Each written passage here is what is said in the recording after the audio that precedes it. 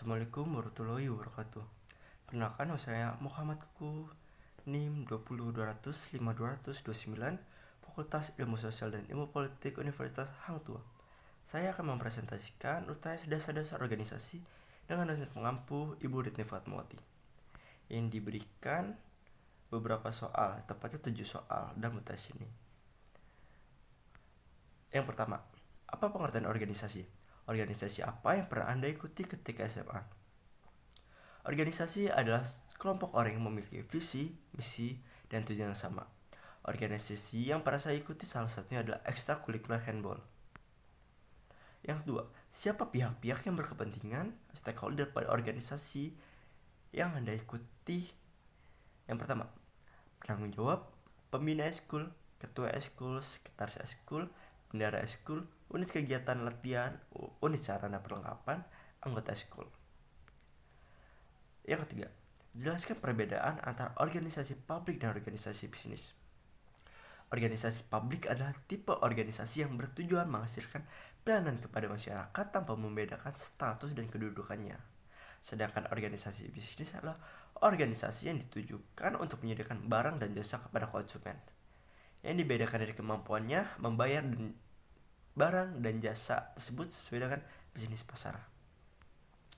Yang keempat, jelaskan apa yang dimaksud dengan desentralisasi, sentralisasi, standarisasi. Desentralisasi sejauh mana karyawan tingkatan bawah memberikan masukan atau benar-benar mengambil keputusan. Sentralisasi sejauh mana pengambilan keputusan terkonsentrasi pada satu titik dalam organisasi. Standarisasi adalah usaha bersama membentuk standar.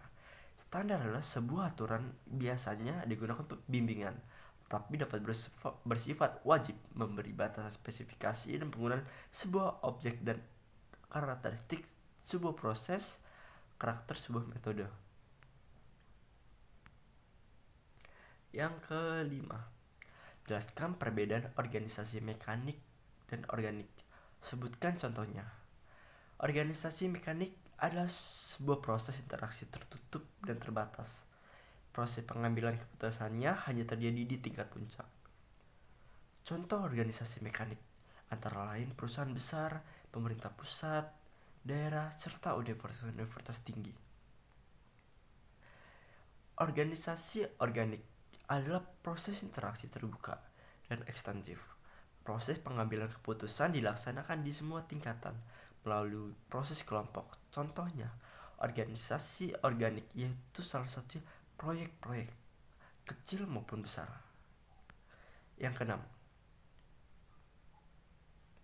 jelaskan tentang organisasi klasik, modern, dan postmodern. Organisasi klasik. Teori organisasi klasik, konsep-konsep tentang organisasi berkembang mulai tahun 1800-an. Sekarang dikenal sebagai teori klasik atau disebut juga teori tradisional. Teori klasik telah ada ribuan tahun yang lalu.